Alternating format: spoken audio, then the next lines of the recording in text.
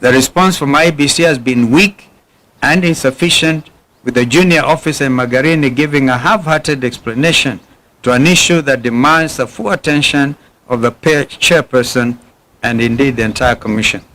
Their silence deepens our concern about the integrity of this institution at this critical moment.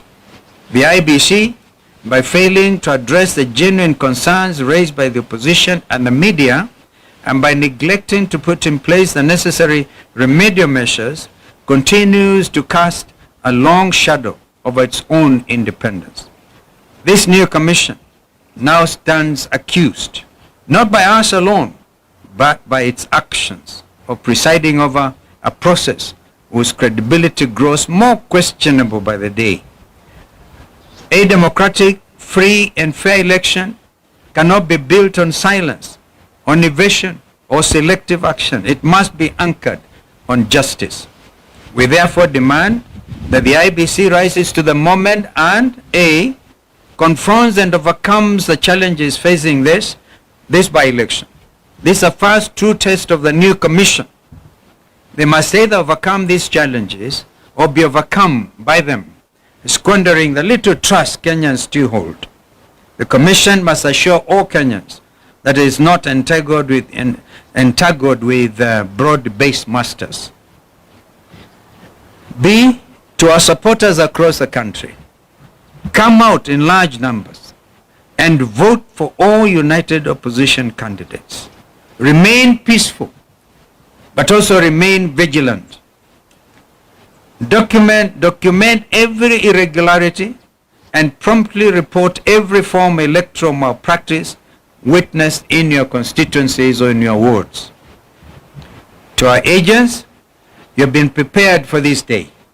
Confirm that all ballot boxes are empty before voting begins. And check even any possibility of open windows where things could have been brought in and sneaked in. Do not abandon your stations until polling is fully concluded. Report every incident, from attempted inducements to photo taking inside booths to any form of voter harassment by police in uniform or in plain clothes. To the media, election observers and civil society organizations, please maintain maximum vigilance at all polling stations. Shine the light where others attempt to hide the truth.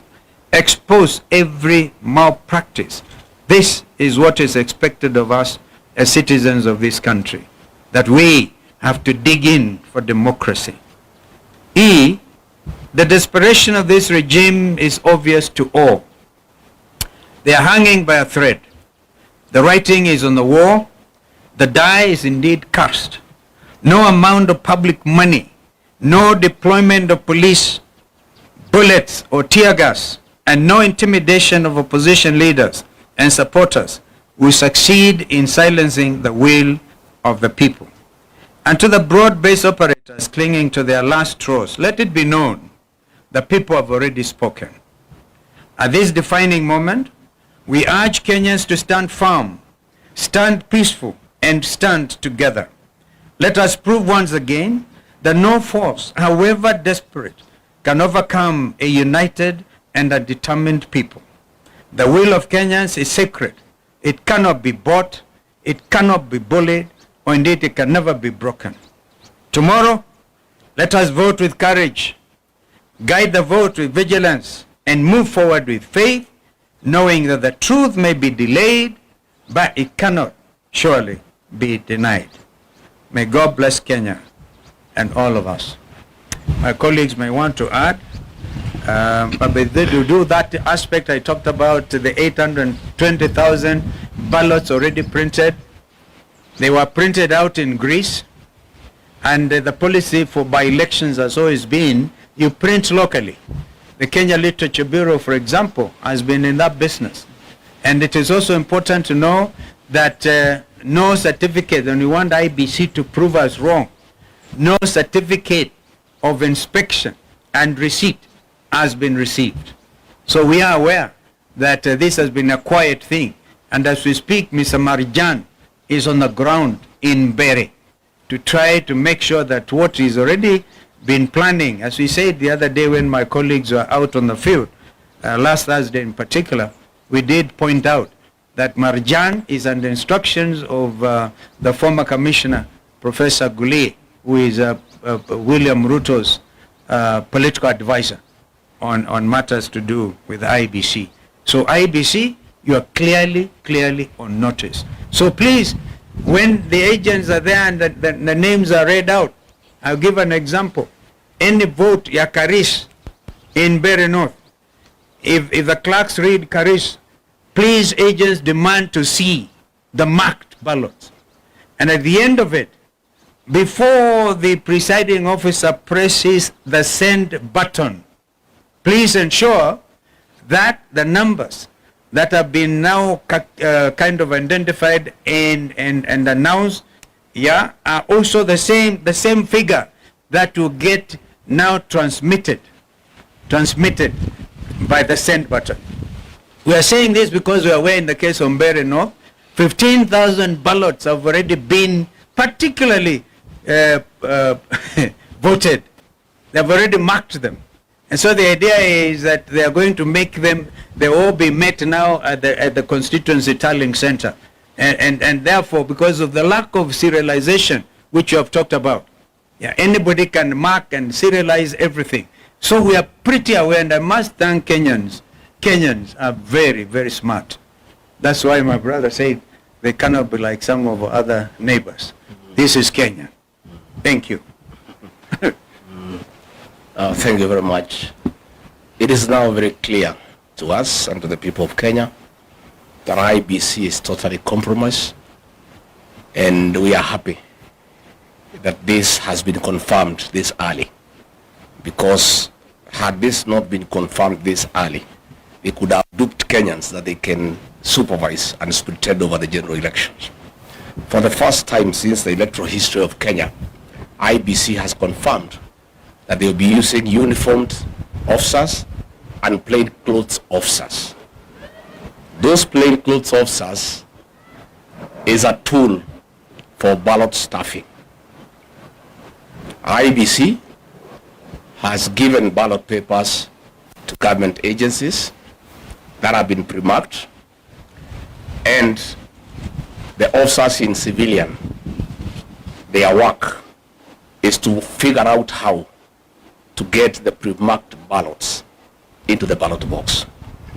In Berry, for example, Berry North, 15,000 pre-marked ballots are being distributed now in a hotel 2 kilometers from Ebu town, where Kindiki is supervising. And these officers have been instructed to go to the polling stations, some pretending to be agents, others to be observers, others to be keeping security. The plan in Berry North is that 1,500 gangsters from Kayole and Gikambura in Kikuyu are in Berry. And their mission is to create chaos outside the polling stations so that the police officers inside can create more chaos, pretending to be agents. And in that situation of chaos, the pre-marked ballots will be put into the ballot boxes. Thereafter, the police will arrive and keep peace, and things will go back to normal, and then the voting will continue. By that time, the pre-marked ballot papers will have been in the ballot box already. We are therefore saying, and the CEO of IBC, Marjan, is in Berry North himself overseeing that exercise. Let me ask government not to provoke the people of Berry North and the people of Kenya. Those people will not accept that situation. And I can tell you they are aware and they are waiting. And I think for IBC, they have lost an opportunity to work on some credibility where Kenyans can believe that they can be trusted to oversee the general election. So let me ask the people of Berry North to be vigilant to go and vote and hang around. And when there is a signal that the goons and the police have brought chaos, they too must come and protect their vote, because it's their right and it cannot be taken away from them. In Narok town, the governor has mobilized goons with the help of the Murang'a women rep and Betty Minor, again from Kikuyu, from Kayole, to go and intimidate members of the Kikuyu community in Narok town because they are perceived to be against government and to make sure they do not vote. I was there on Monday. There was a lot of violence by goons under police supervision in broad daylight. And I want to ask the members of the Kikuyu community not to fear to go and vote, because they are Kenyans and they have a right to live anywhere in this country, and they have a right to vote for whoever they want to vote for. Our party has organized adequate security to escort them to go and vote, and they should do so without fear, because if they buy fear, this will set the stage for the rigging of the 2027 general election. So let us say that if William Ruto and IBC think they will rig the 2027 general election, they will be in for a rude shock.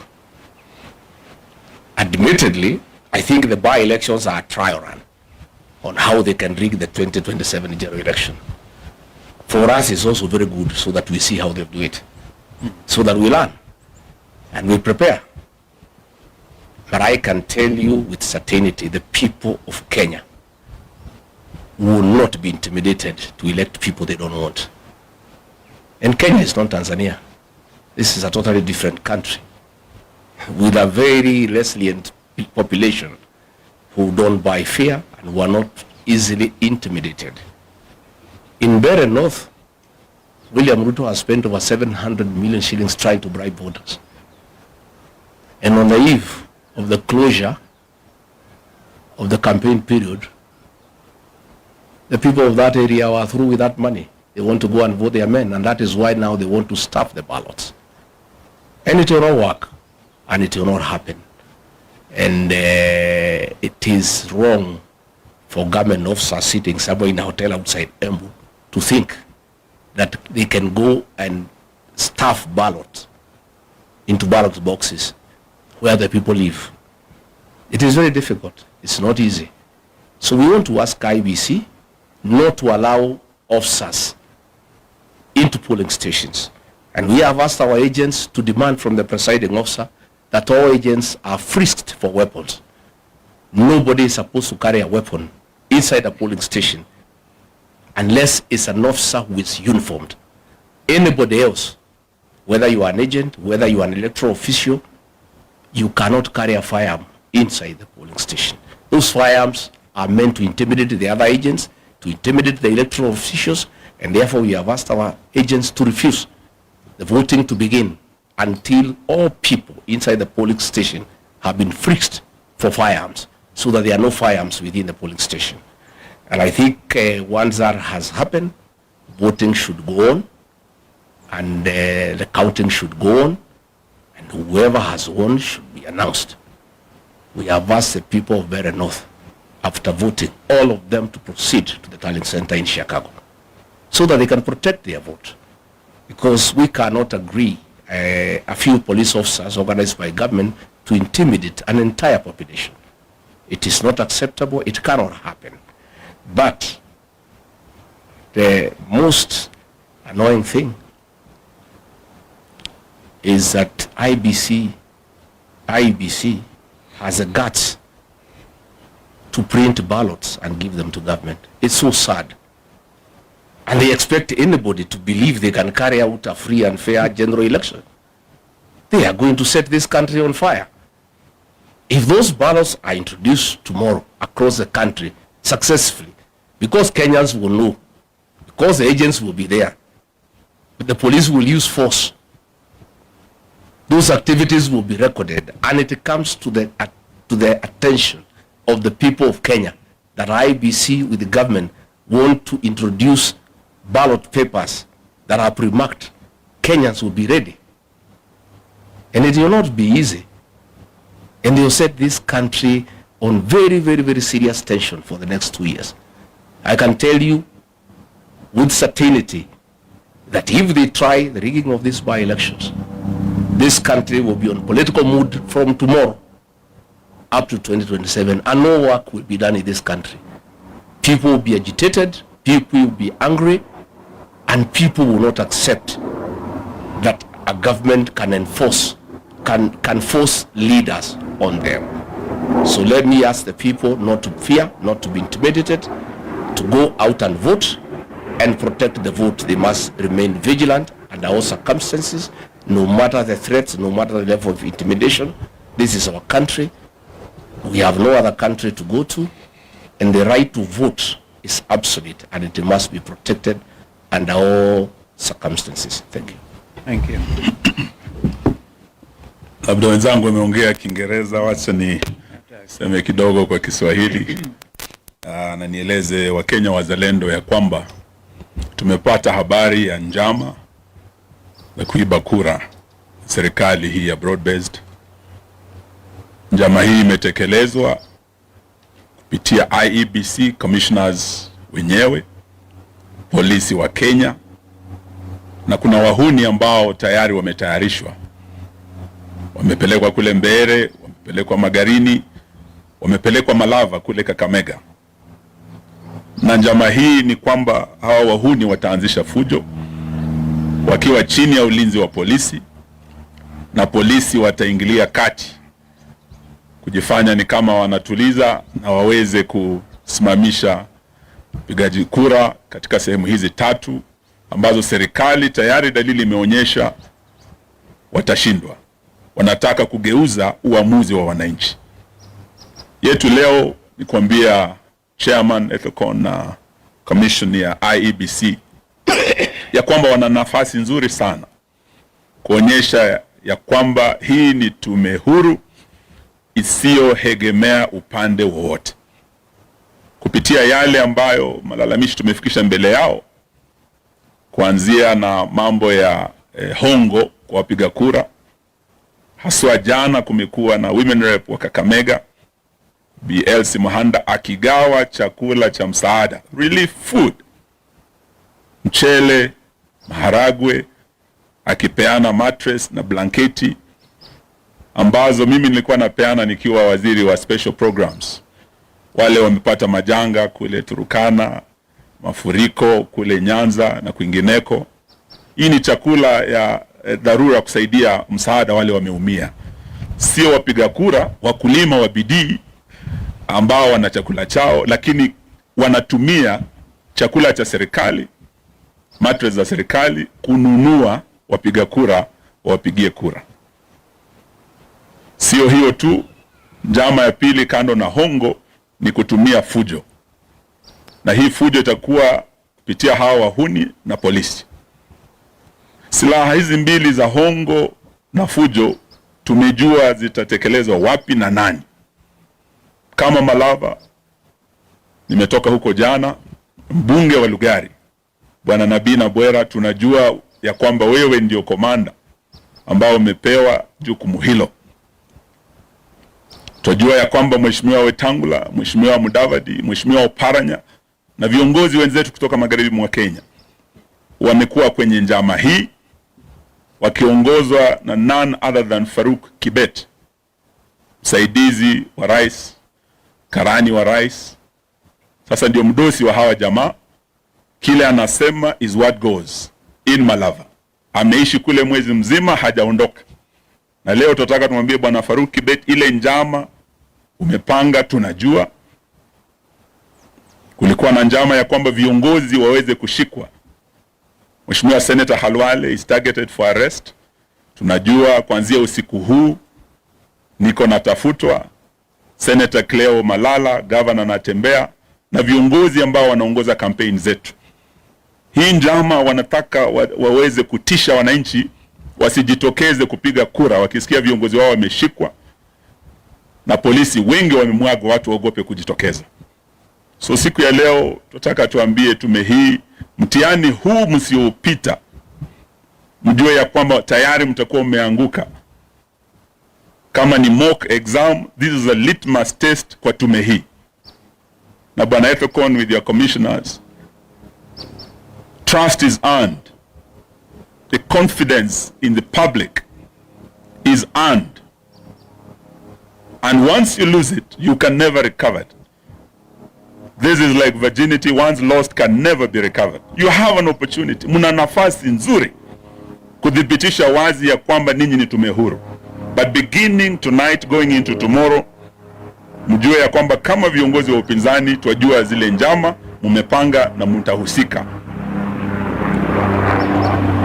Sitaki niseme mengi, niombe ya kwamba wapiga kura, supporters wetu, msiogope, mujitokeze. Tutakuwa nanyi kuanzia usiku wa leo hadi usiku wa kesho, kura zikihesabika. Tuko na vijana wetu wamejitokeza. Uamuzi tayari vile tumetembea kama United Opposition, tukiwa Kakamega, tumekuwa Mbere, tumekuwa Magarini, wananchi wa Kenya washaamua. Jaribio la kugeuza uamuzi wa Wakenya laweza likaleta maafa kama yale tumeona Tanzania. Na haya tunaambia Bwana Ruto, Kenya si Tanzania.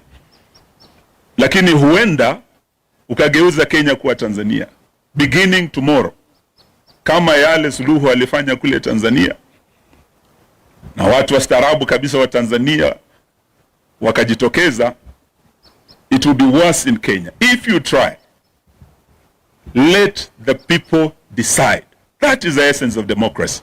Do not try to subvert the will of the people. Hiyo ni ilani tu tunatoa, na tunasema ya kwamba wapigaji kura mjitokeze. Ile fujo tumeona pale Kabuchai, nimekuwa na Mheshimiwa Gachagua kule Narok, ile fujo tuliona pale. It is very clear that this commission has been compromised, but you have 24 hours to prove yourselves. Asanteni sana. That's 1 minute. Yeah, sure. I forgot one thing.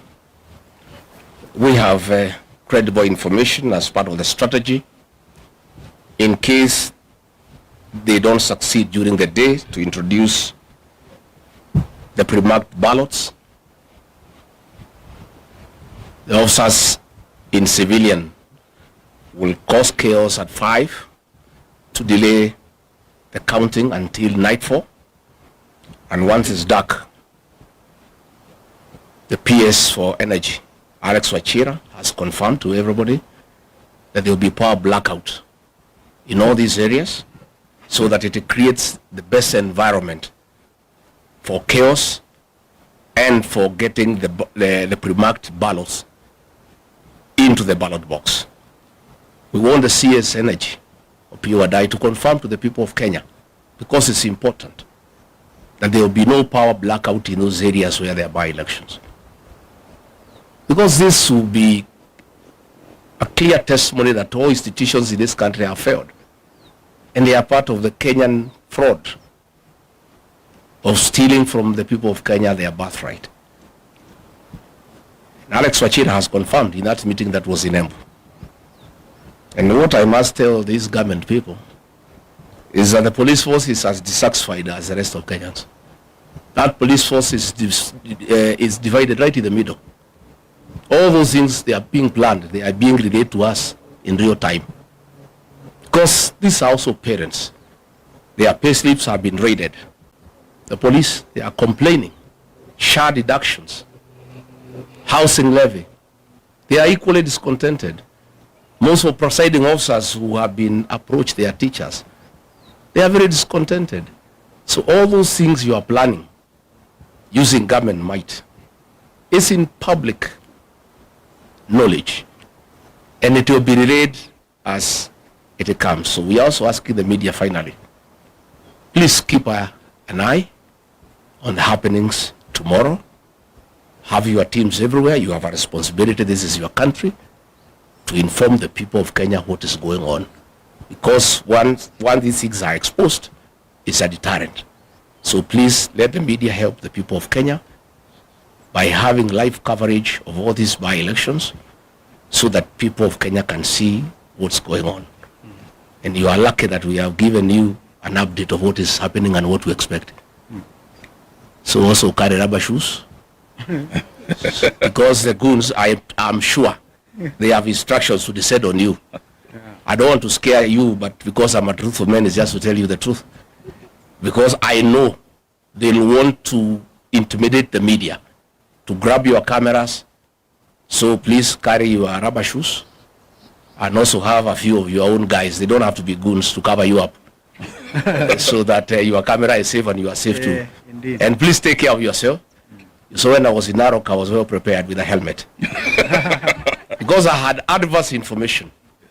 I've told you the police force is divided right in the middle. There's a police who are calling me. Tunakungoja wewe na utapigwa mawe, utapigwa risasi, so utafuta bulletproof vest weke na uchuge kichwa yako ndio wana target. So nilikuwa na helmet ile bulletproof because I had prior information. No? So even you, I'm giving you a head start. So mujue. Si mtajitayarisha pia. Your job is as risky as ours. Maybe one more thing before, kama kuna maswali pengine, lakini kabla hiyo, we must of course put on record our condemnation in the strongest terms possible of this state-sponsored violence in Kapuchai, in Narok. We saw some feeble attempt by IBC in Kasipul to do something, and they have been silent on these other things.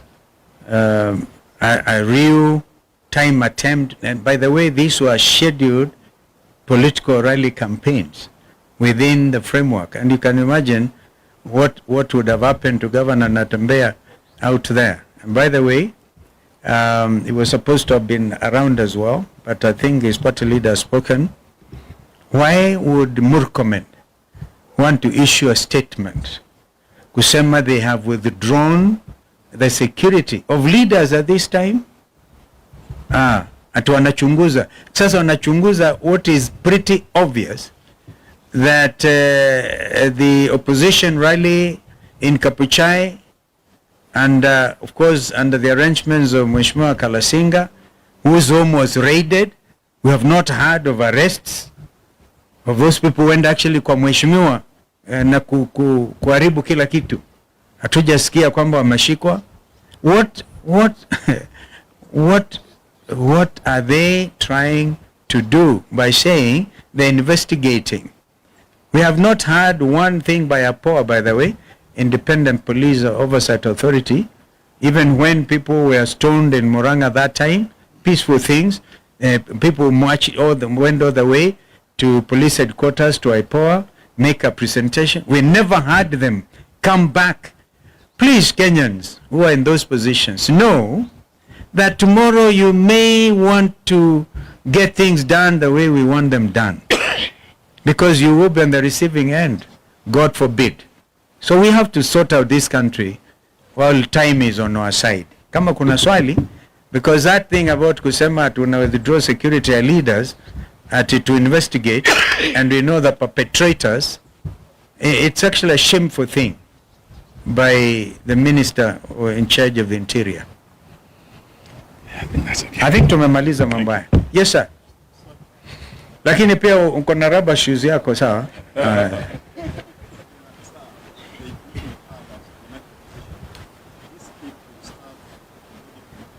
Yeah.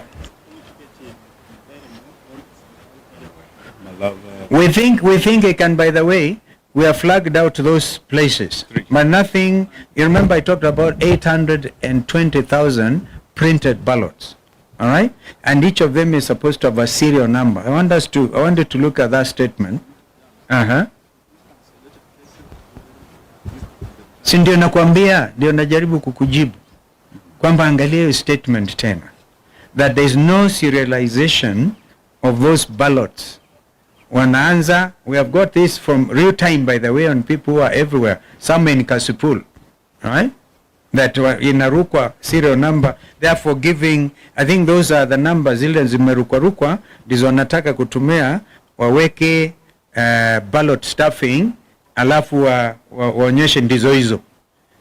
Kama wanavyosema ndugu Rigiji kwamba ikifika saa 11 usiku, saa 1 jioni wanazima mataa na kuintroduce those ballots. That's why we are saying the agents the agents for United Opposition wawe macho from 5 o'clock in the morning to make sure the ballot papers are completely empty, to make sure hakuna mtu anaingia pale mwenye silaha, to make sure hakuna mtu agent angalie kama kuna watu wanaenda kupiga picha kwa secret, to avoid the secrecy of the ballot.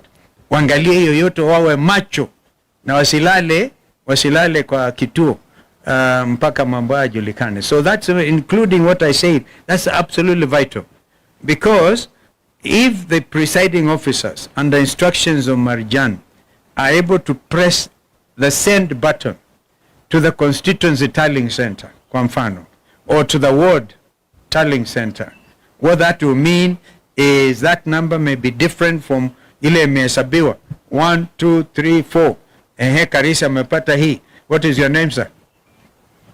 Koenga naye amepata hizi. Sasa inaenda kitu tofauti. So the whole thing is the agents, and we have told our agents to be thorough. Lazima tukomeshe wizi wa kura Kenya hii. I think for Kapchai, and we are talking about Kisa East, the main target is actually Malava and Western. Yeah. What we do know, the way Rigiji has said, 15,000 pre-marked are headed to Bere North. For Malava, we have 10,000. We are aware they have sent 10,000 pre-marked ballots to Malava. And there are specific areas where tonight they are being dispatched. And once they start the violence, the police come in, there's disruption.